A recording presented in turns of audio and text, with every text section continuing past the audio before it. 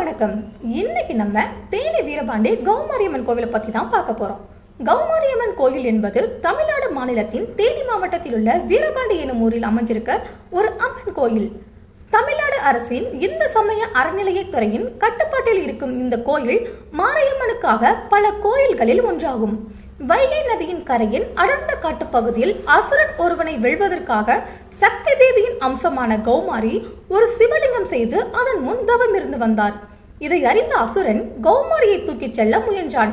இதை தன் ஞான திருஷ்டியால் உணர்ந்த கௌமாரி அருகில் இருந்த அருகம்புல்லை எடுத்து அவனை நோக்கி வீசினாள்.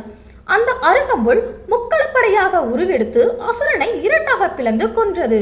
இதை பார்த்த தேவர்கள் வானிலிருந்து மலர்களை தூவினர். அவள் பூஜித்து வந்த சிவலிங்கத்திற்கு திருக்கண்ணீஸ்வரர் என பெயரிட்டாள்.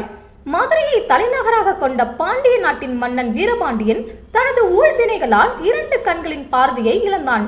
தனக்கு கண் பார்வை வேண்டி பல கோயில்களுக்கு சென்றான். ஒரு நாள் அவனது கனவில் தோன்றிய சிவபெருமான் வீரபாண்டியில் தவம் இருக்கும் கௌமாரியம்மனை வணங்கி அதன் பிறகு கண்ணீஸ்வர முடையார் கோயிலுக்கு சென்று வழிபட்டால் கண் பார்வை கிடைக்கும் என்று சொன்னார். அதன்படி அந்த மன்னனும் இந்த பகுதிக்கு வந்து கௌமாரியை வணங்கி ஒரு கண்ணின் பார்வையும் கண்ணீஸ்வர முடையாரை வணங்கி மற்றொரு கண்ணின் பார்வையும் பெற்றான்.